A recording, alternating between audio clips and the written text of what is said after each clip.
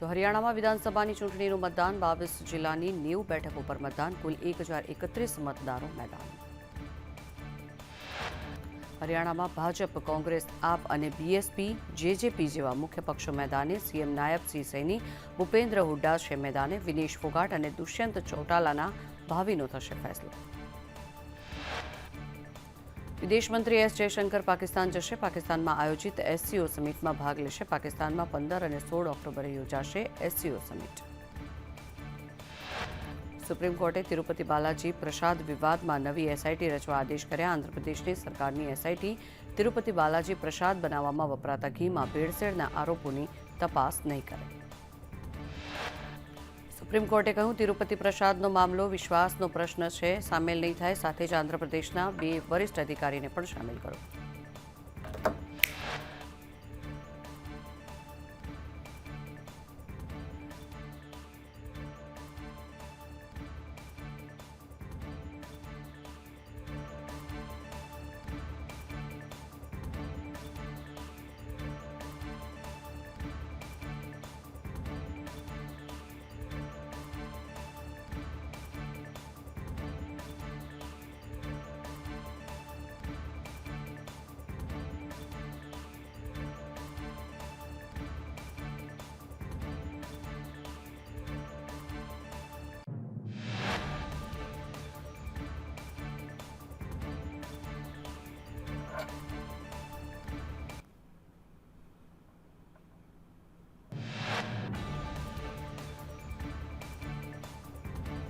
મરાઠા આરક્ષણ પર એનએસપી એનસીપીના વડા શરદ પવારે કહ્યું દરેક વર્ગને ઈચ્છા હોય છે કે તેઓ અનામત મળે તેમાં કંઈ ખોટું નથી પરંતુ એ પણ ધ્યાનમાં રાખવું જોઈએ કે અન્ય લોકોને જે અનામત મળી રહી છે તેને કોઈ પણ નુકસાન ન પહોંચે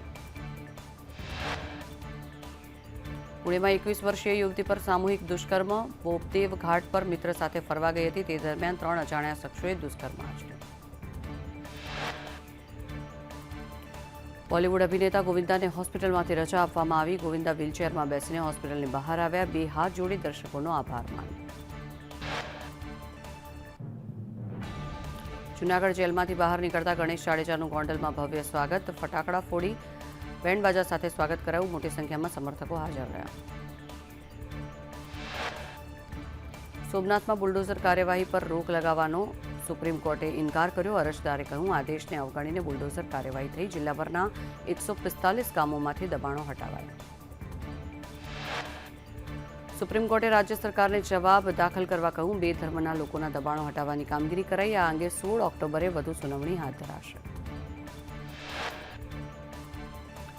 રોડ અને ટ્રાફિક મુદ્દે ગુજરાત હાઈકોર્ટ આકરા પાણીએ હાઈકોર્ટે કહ્યું દરેક સંસ્થાના કર્મચારીઓ હેલ્મેટ પહેરે તે ફરજિયાત છે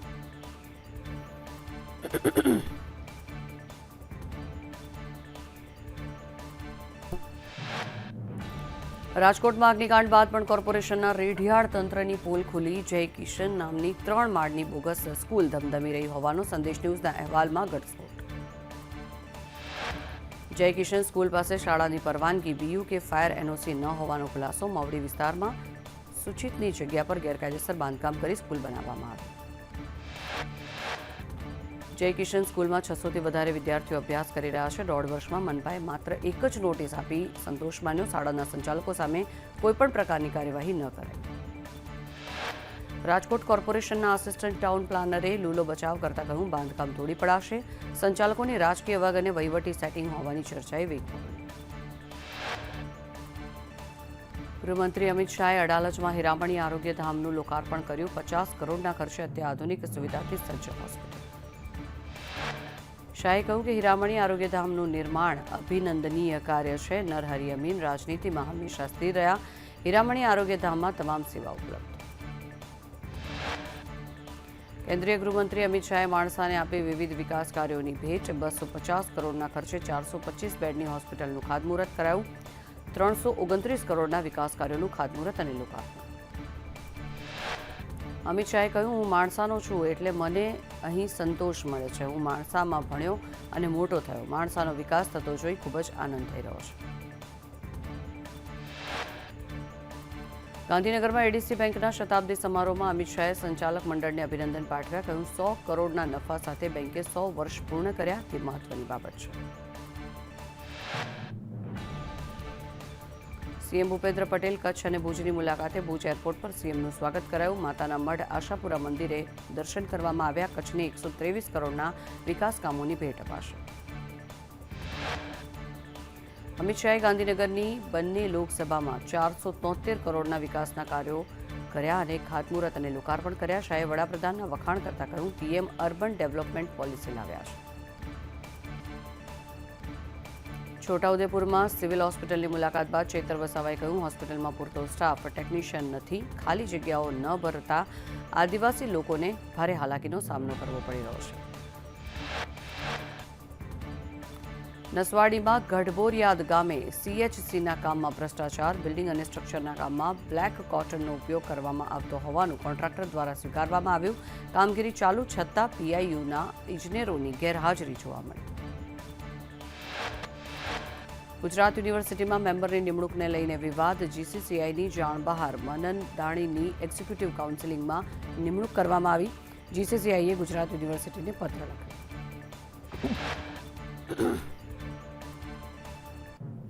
મનન દાણીની ગુજરાત યુનિવર્સિટીમાં મેમ્બર તરીકે નિમણૂક પર કોંગ્રેસ નેતા મનીષ દોશીએ આક્ષેપ લગાવતા કહ્યું કે ગાંધીનગરથી ગોઠવણના કારણે નિમણૂક કરવામાં આવી છે.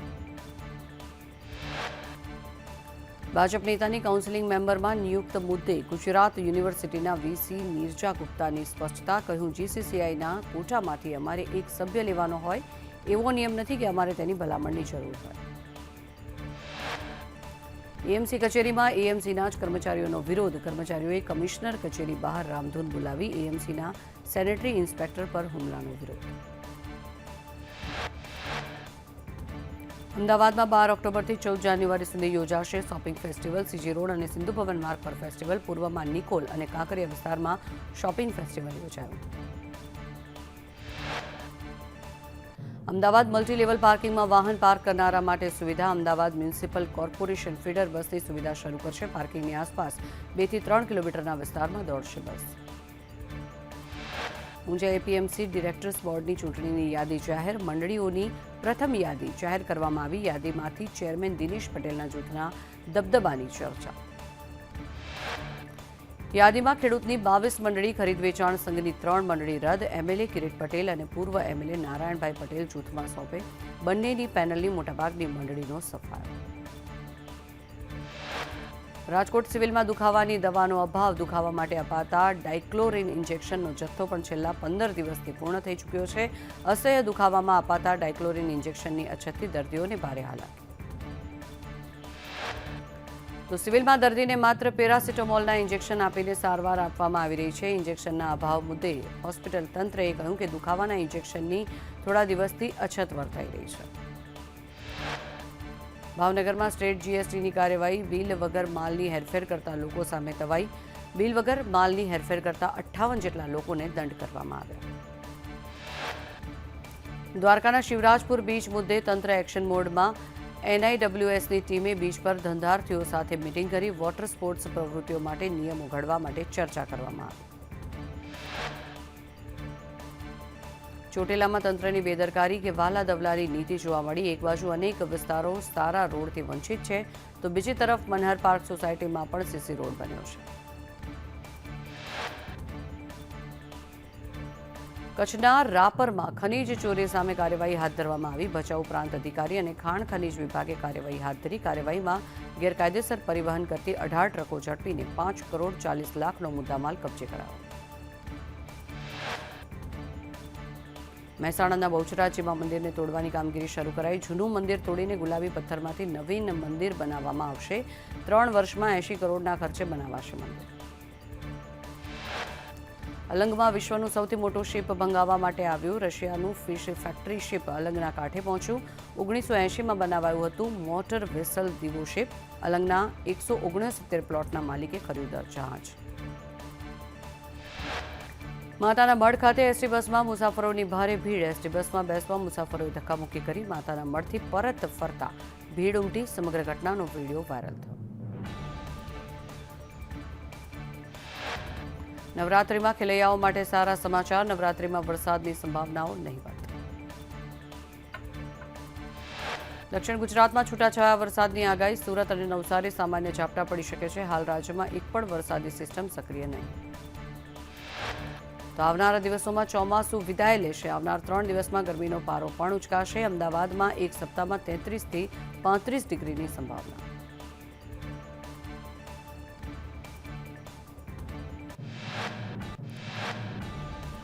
પોરબંદરની ભદ્રકાલી માતાજી મંદિરે રમાતી પારંપરિક ગરબીનું આકર્ષણ. અકબંધ 100 વર્ષથી ચાલતી આ પુરુષોની ગરબી પારંપરિક ઢબે રમાય છે. પુરુષો માથા પર ટોપી પહેરી ખુલ્લા પગે રમે છે માતાજીના ગરબા. બનાસકાંઠા સાંસદ ગેનીબેન ઠાકોરના પોલીસ પર આક્ષેપ. નવરાત્રિમાં સવારે 5 વાગ્યા સુધી રમવાની છૂટને લઈને ગેનીબેને ઉઠાવ્યા સવાલ. ગેનીબેને પોલીસ વિભાગ પર કટાક્ષ કરતા કહ્યું, ગરબામાં કાયદો અને વ્યવસ્થા જાળવવાની જવાબદારી ગૃહ વિભાગની છે. માત્ર યુવાનોને ખુશ કરવા ગરબાની છૂટ આપવામાં આવી. સાંસદ ગેનીબેન ઠાકોરના આક્ષેપ સામે ગૃહમંત્રીનો વળતો પ્રહાર. કહ્યું, મોડે સુધી ગરબાની છૂટને લઈ અમુકને પેટમાં દુખવા લાગ્યું છે. જો ગુજરાતમાં નહીં રમે તો શું પાકિસ્તાનમાં જઈને ગરબા રમશે? ગૃહમંત્રી સંઘવીએ ગેનીબેનના આક્ષેપ સામે વળતો જવાબ આપ્યો અને કહ્યું કે ગયા વર્ષે પણ મોડે સુધી ગરબા રમવા દીધા હતા. આ વર્ષે પણ રમવાનું છે. ખેલૈયાઓ ગરબા રમી ઘરે જાય ત્યારે હોટલ બંધ ન હોય તેવી વ્યવસ્થા.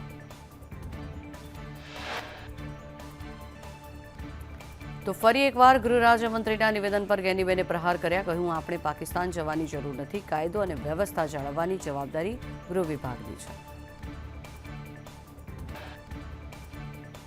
સુરેન્દ્રનગર જિલ્લામાં ડેન્ગ્યુથી બાળકનું થયું મોત. થાનગઢમાં ડેન્ગ્યુથી 12 વર્ષના બાળકનું મોત થયું. બીમાર થતાં થાનગઢમાં પ્રાથમિક સારવાર આપવામાં આવી હતી. તાપીમાં ટ્રેનનો ચોથો ડબ્બો પાટા પરથી ઉતર્યો. વ્યારા રેલવે સ્ટેશન પાસે ગુડ્સ ટ્રેનનો ડબ્બો ઉતર્યો. ગુડ્સ ટ્રેનને મેઇન લાઇન પર જતા ઘટના બની હતી. અમદાવાદના સૌથી ઊંચી બિલ્ડિંગના રહીશો હાલાકીમાં. તક્ષશિલા એરના 196 પરિવાર સુવિધાના અભાવે પરેશાન છે. તક્ષશિલા એરના રહીશોનો બિલ્ડર સામે રોષ. 25 માળની બિલ્ડિંગમાં લિફ્ટ ઘણા સમયથી બંધ. રહીશોએ કહ્યું કે રેરામાં ફરિયાદ છતાં કોઈ ઉકેલ નહીં. કોર્પોરેશન વર્ષે 2 કરોડનો ટેક્સ ઉઘરાવે છે. કોઈ બિલ્ડર સામે એક્શન લેવા માટે તૈયાર નથી. 8 કરોડથી વધુની ડિપોઝિટ બિલ્ડર આપવા માટે તૈયાર નથી. રાજકોટમાં ડેન્ગ્યુથી વધુ એક મહિલાનું થયું મોત. 28 વર્ષીય રૂપા ગોરતરનું ડેન્ગ્યુથી મોત થયું. ડેન્ગ્યુથી રક્ષણ માટે મનપાની કોઈ નક્કર કાર્યવાહી નહીં. અપહરણ કેસમાં 4 મહિના બાદ ગણેશ જાડેજા જેલ મુક્ત થયા. ગણેશ જાડેજા સહિત 5 આરોપીને જામીન આપવામાં આવ્યા.